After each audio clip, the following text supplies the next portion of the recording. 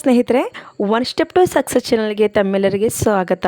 ಸ್ನೇಹಿತರೆ, ಸರ್ಕಾರ ಉದ್ಯೋಗಕ್ಕಾಗಿ ಸರ್ಕಾರಿ ಉದ್ಯೋಗಕ್ಕಾಗಿ ಕಾದು ಕುಳಿತಂತಹ ಅನೇಕ ಅಭ್ಯರ್ಥಿಗಳಿಗೆ, ಅನೇಕ ಅಲ್ಲ ಸ್ನೇಹಿತರೆ, ತುಂಬ ಜನ ಲಕ್ಷಾಂತರ ಅಭ್ಯರ್ಥಿಗಳು ಈ ಒಳ ಮೀಸಲಾತಿಗಾಗಿ ಕಾಯ್ತಾ ಇದ್ದರು. ಕೊನೆಗೆ ಏಪ್ರಿಲ್ 24ನೇ ತಾರೀಕು ಇದೊಂದಕ್ಕೆ ಒಂದು ನಿರ್ಧಾರಕ್ಕೆ ಬಂದಿದ್ದಾರೆ. ಇವತ್ತು ಈ ಒಳ ಮೀಸಲಾತಿ ಅಂತಕ್ಕಂಥದ್ದು ಇಲ್ಲಿಗೆ ಮುಗಿದೋಗಿದೆ.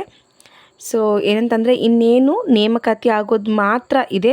ಸೊ ಏನು ಇನ್ಫಾರ್ಮೇಷನ್ ಇದೆ ಅಂತ ಸಂಪೂರ್ಣವಾಗಿ ಹೇಳ್ತಾ ಹೋಗ್ತೀನಿ. ಯಾರೆಲ್ಲ ಹೊಸದಾಗಿ ನನ್ನ ಚಾನಲಲ್ಲಿ ನೋಡ್ತಾ ಇದ್ದರೆ ಸಬ್ಸ್ಕ್ರೈಬ್ ಮಾಡ್ಕೊಳ್ಳಿ.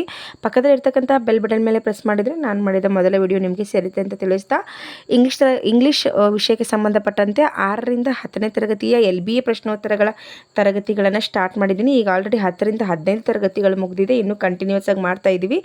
6, 7, 8 ಇಷ್ಟು ತರಗತಿಗಳು ಮುಗಿದಿದೆ ಸ್ನೇಹಿತರೆ. ಇಂಗ್ಲೀಷ್ ವಿಷಯಕ್ಕೆ ಸಂಬಂಧಪಟ್ಟಂತೆ ನೆನಪಿರಲಿ ನಿಮಗೆ. ಹಾಗಾಗಿ ಯಾರೆಲ್ಲ ಹೊಸದಾಗಿ ನನ್ನ ಚಾನಲನ್ನು ನೋಡ್ತಾ ಇದ್ದರೆ ಏನು ಉಪಯೋಗ ಅಂತ ನಿಮ್ಗೆ ಗೊತ್ತಿರಬೇಕಲ್ವ. ಸೊ ಈ ಚಾನಲಲ್ಲಿ ನಿಮಗೆ ಶಿಕ್ಷಕರ ನೇಮಕಾತಿಗೆ ಸಂಬಂಧಪಟ್ಟಂಥ ಫುಲ್ ಪ್ಯಾಕೇಜ್ ಸಿಗುತ್ತೆ. ಹಾಗಾಗಿ ಎಲ್ಲರೂ ಏನು ಮಾಡಬೇಕು ಅಂದರೆ ಸಬ್ಸ್ಕ್ರೈಬ್ ಮಾಡ್ಕೋಬೇಕು. ಓಕೆ, ಸೊ ಬನ್ನಿ ನೋಡಿ. ಇಲ್ಲಿ ನೂತನ ಒಳ ಮೀಸಲಾತಿ ಆಧಾರವಾಗಿ 56,432 ಖಾಲಿ ಹುದ್ದೆ ಭರ್ತಿ ಮಾಡ್ತೀವಿ ಅಂತ CM ಸಿದ್ದರಾಮಯ್ಯವರು ಘೋಷಣೆಯನ್ನು ಮಾಡಿದ್ದಾರೆ. ಇವತ್ತು ಏಪ್ರಿಲ್ 24, 2026 ಸಂಜೆ 5:42 ಸಮಯಕ್ಕೆ ಈ ಒಂದು ನ್ಯೂಸ್ ಬಂದಿರತಕ್ಕಂಥದ್ದು.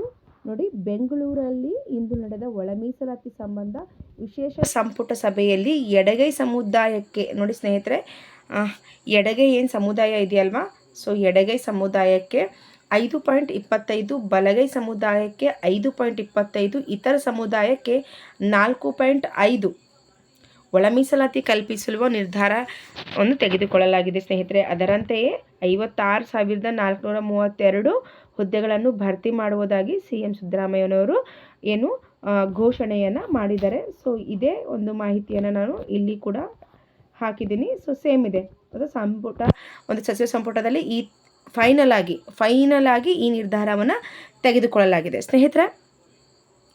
ಇನ್ನು ಹಿಂದೆ ಓದಿಲ್ಲ ಅಂದ್ರೂ ಪರವಾಗಿಲ್ಲ.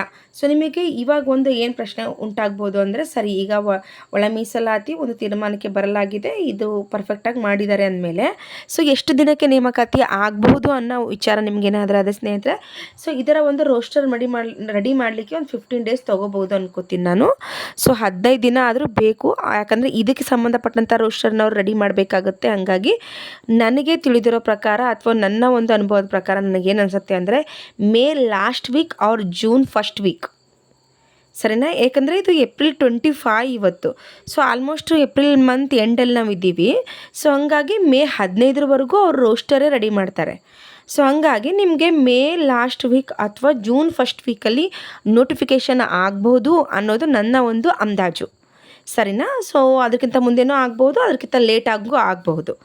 ಸೊ ಇಷ್ಟು ನಮಗೊಂದು ಜ್ಞಾನದ ಪ್ರಕಾರ ಇಷ್ಟ ಆಗುತ್ತೆ. ಇನ್ನು ಮುಂದೆ ನಾನು ಇನ್ನೊಂದೇನು ಹೇಳ್ತೀನಿ ಅಂದರೆ, ನೋಟಿಫಿಕೇಷನ್ ಆದರೆ ಸ್ಪೆಷಲಿ ನಮ್ಮ ಶಿಕ್ಷಕರ ನೇಮಕಾತಿಗೆ ಏನಾದರೂ ನೋಟಿಫಿಕೇಷನ್ ಆದರೆ, ಈ ಹಿಂದೆ ನಮ್ಮ ಶಿಕ್ಷಣ ಸಚಿವರಾದಂಥ ಮಧು ಬಂಗಾರಪ್ಪನವರು ಏನು ಹೇಳಿದರು ಅಂದರೆ, ಬೆಳಗ್ಗೆ ಅವರು ಒಳ ಮೀಸಲಾತಿ ಏನಾದರೂ ರೆಡಿ ಮಾಡಿ ಬಿಟ್ಟರೆ ನಾನು ಸಾಯಂಕಾಲನೇ ನೋಟಿಫಿಕೇಷನ್ ಬಿಡ್ತೀನಿ ಅಂತ ಹೇಳಿದರು. ಅಷ್ಟು ರೆಡಿ ಆಗಿದ್ದಾರೆ.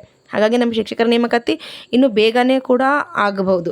ಸೊ ಹಾಗಾಗಿ ಇಲ್ಲಿವರೆಗೂ ಓದಿಲ್ಲ ಅಂದರೂ ಪರವಾಗಿಲ್ಲ ಸ್ನೇಹಿತರೆ, ಇನ್ನು ಮುಂದೆ ಸೀರಿಯಸ್ ಆಗಿ ಓದ್ತಾ ಹೋಗಿ ಅಂತ ಹೇಳ್ತೀನಿ. ಎಷ್ಟೋ ಜನ ಈ ಒಳ ಮೀಸಲಾತಿಯ ಗೊಂದಲಕ್ಕೆ ಒಳಗಾಗಿ ತುಂಬ ಒಂದು ರೋಷ ಆವೇಶದಿಂದ ಎಷ್ಟೋ ಜನ ಹೋರಾಟಕ್ಕೆ ಹೋಗಿದ್ದಾರೆ.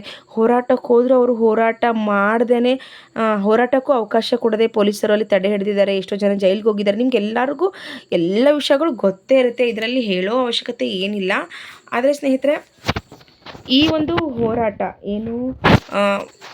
ಉದ್ಯೋಗಗಳನ್ನು ಬಿಡಬೇಕು ಅಂತಕ್ಕಂಥ ಏನು ಹೋರಾಟ ಮಾಡ್ತಾ ಇದ್ರಲ್ವಾ, ಸೊ ಎಲ್ಲ ಹೆಣ್ಮಕ್ಳು ಆಲ್ಮೋಸ್ಟ್ ತುಂಬ ಜನ ಕಡಿಮೆ ಇದ್ದರು ಅನ್ಕೋತೀನಿ ನಾನು ಅಲ್ಲಿ ಇನ್ವಾಲ್ವ್ ಆದವರು. ಬಟ್ ನಾವು ಎಷ್ಟೋ ಜನ ಮನೆಯಲ್ಲೇ ಕೂತ್ಕೊಂಡು ವೇಟ್ ಮಾಡಿದ್ದೀವಿ. ಆದರೆ ಇಂಥ ಬಿಸಿಲಲ್ಲಿ ಕೂಡ ಹೋಗಿ ಸರ್ಕಾರಕ್ಕೆ ಒಂದು ಬಿಸಿ ತಟ್ಟಿಸಿದ್ದಾರೆ.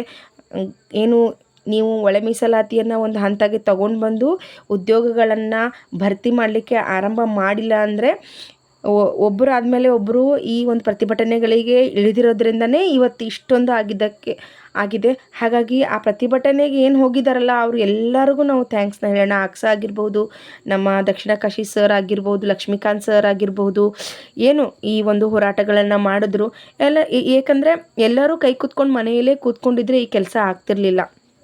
ಸೊ ಏನು ಹೋರಾಟದ ಒಂದು ಹಾದಿಯಲ್ಲಿ ಸರ್ಕಾರಕ್ಕೇನು ಬಿಸಿ ಮುಟ್ಟಿಸ್ತಾರಲ್ಲ ಉದ್ಯೋಗ ಆಕಾಂಕ್ಷಿಗಳು, ಇದು ಅವರಿಗೆ ಒಂದು ದೊಡ್ಡ ಕುತ್ತಾಗಿತ್ತು. ಹಾಗಾಗಿ CM ಸಿದ್ದರಾಮಯ್ಯ ಸರ್ ಅವರು ಇನ್ನೇನು ನಮಗೆ ಬೇರೆ ದಾರಿನೇ ಇಲ್ಲ, ಹೋರಾಟ ಮಾಡೇ ಮಾಡ್ತಾರೆ, ನಾವು ಬಿಡಲಿಲ್ಲ ಅಂದರೆ ನಡೆಯೋದಿಲ್ಲ ಅನ್ನೋದು ಅವರಿಗೆ ಮನವರಿಕೆ ಆಗಿದೆ. ಆದ್ದರಿಂದನೇ ಈ ಒಂದು ನಿರ್ಧಾರನ ಅವರು ತಗೊಂಡಿದ್ದಾರೆ ಬೇಗ.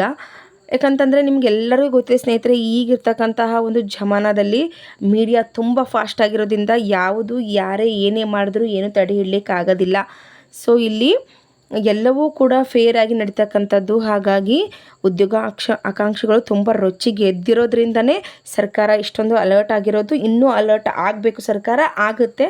ಇದೆಲ್ಲ ಸರ್ಕಾರಕ್ಕೆ ಬಿಡೋಣ. ಈಗ ಒಳ ಮೀಸಲಾತಿ ಆಗಿದೆ, 15ರಿಂದ 20 ದಿನದಲ್ಲಿ ಎಲ್ಲ ನೇಮಕಾತಿಗಳು ಪ್ರಾರಂಭ ಆಗುತ್ತೆ. ಈಗ ನಾವೆಲ್ಲ ಅಭ್ಯರ್ಥಿಗಳಿಗೆ ನಾನು ಏನು ಹೇಳೋಕ್ಕೆ ಇಷ್ಟಪಡ್ತೀನಿ ಅಂತಂದರೆ, ಈ ಹಿಂದೆ ಓದಿಲ್ಲ ಅಂದರೂ ಪರವಾಗಿಲ್ಲ, ಇನ್ನು ಮುಂದೆ ತುಂಬ ಸೀರಿಯಸ್ ಆಗಿರಿ, ಎಲ್ಲ ಕ್ಲಾಸಸ್ಗಳು ನಡೀತಾ ಇರುತ್ತೆ. ಹಾಗಾಗಿ ನಾನು ಈ ಹಿಂದೆ ನಿಮಗೆ ಸೆಲ್ಫ್ ಸ್ಟಡಿ ಒಳ್ಳೆಯದಾ ಅಥವಾ ನಿಮಗೆ ನೀವೇ ಸ್ಟಡಿ ಮಾಡ್ರೆ ಒಳ್ಳೆಯದಾ ಅಥವಾ ಕೋಚಿಂಗ್ ಹೋದರೆ ಒಳ್ಳೆಯದಾ ಅಥವಾ ಆನ್ಲೈನ್ ಟೀಚಿಂಗ್ ಚಲೋ, ಎಲ್ಲದ್ರ ಬಗ್ಗೆನೂ ಮಾತಾಡಿದ್ದೀನಿ. ಎಲ್ಲ ನೀವು ಪ್ಲೇಲಿಸ್ಟ್ಗೆ ಹೋದರೆ ಅಥವಾ ನನ್ನ ಮೇನ್ ಪ್ರೊಫೈಲ್ಗೆ ಹೋದರೆ ನಿಮಗೆ ವಿಡಿಯೋ ಸಿಗುತ್ತೆ ಸ್ನೇಹಿತರೆ. ಈ ಹಿಂದೆ ಏನೇ ಆಗಿರಲಿ ನಮಗೊಂದು ಒಳ್ಳೆ ಗುಡ್ ನ್ಯೂಸ್ ಅಂತ ಹೇಳ್ಬೋದು, ಒಳ ಮೀಸಲಾತಿ ನಿರ್ಧಾರ ತಗೊಂಡಿರೋದು. ಸೊ ಹಾಗಾಗಿ ಇನ್ನು ಮುಂದೆ ಆದರೂ ನಾವೇನು ಮಾಡೋಣ, ಓದಲಿಕ್ಕೆ ಸ್ಟಾರ್ಟ್ ಮಾಡೋಣ. ಸೊ ಅದು ತುಂಬ ಇಂಪಾರ್ಟೆಂಟ್ ಆಗಿದೆ.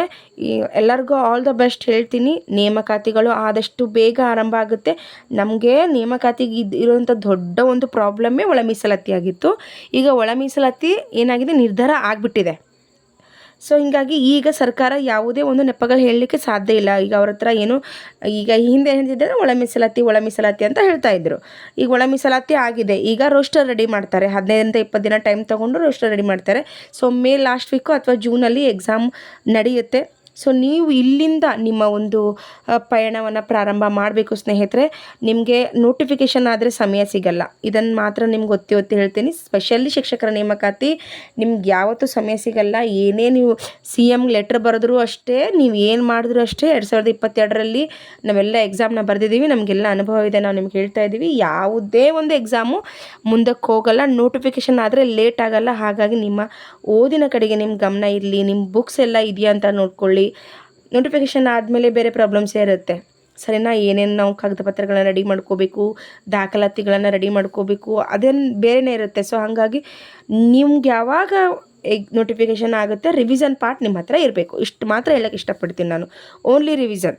ನೀವು ಯಾವಾಗ ಓದ್ಕೋತ ಕುಂತ್ರೆ ಏನೂ ಸಾಧನೆ ಮಾಡಲಿಕ್ಕೆ ಆಗೋದಿಲ್ಲ. ನಿಮ್ಗೆ ಗೊತ್ತಿದೆ ಎಷ್ಟೊಂದು ಕಾಂಪಿಟೇಷನ್ ಇದೆ ಅಂತ. ಧಾರವಾಡದಲ್ಲಿ ಆದಂತಹ ಒಂದು ಹೋರಾಟ ನೋಡಿದ್ರೆ ವಿದ್ಯಾರ್ಥಿಗಳೇ, ಸುತ್ತ ನಮ್ಮದೇನು ಉತ್ತರ ಕರ್ನಾಟಕದ ಜನ ಏನಿದ್ದಾರಲ್ಲ, ತುಂಬ ಅತಿ ಸರ್ಕಾರಿ ನೌಕರಿಯ ಹುಚ್ಚಿರ್ತಕ್ಕಂಥದ್ದೇ ಉತ್ತರ ಕರ್ನಾಟಕ ಅಂತೀನಿ. ದಕ್ಷಿಣ ಕರ್ನಾಟಕ ಕಡೆ ಅಷ್ಟೊಂದು ಇರತಕ್ಕಂಥದ್ದು ಗೊತ್ತಿಲ್ಲ ನನಗೆ. ಈ ಬೆಂಗಳೂರು ಆಗಿರ್ಬೋದು, ಮೈಸೂರು ಆಗಿರ್ಬೋದು, ಅಲ್ಲೆಲ್ಲ ಅವ್ರದ್ದು ಭಾವನೆಗಳು.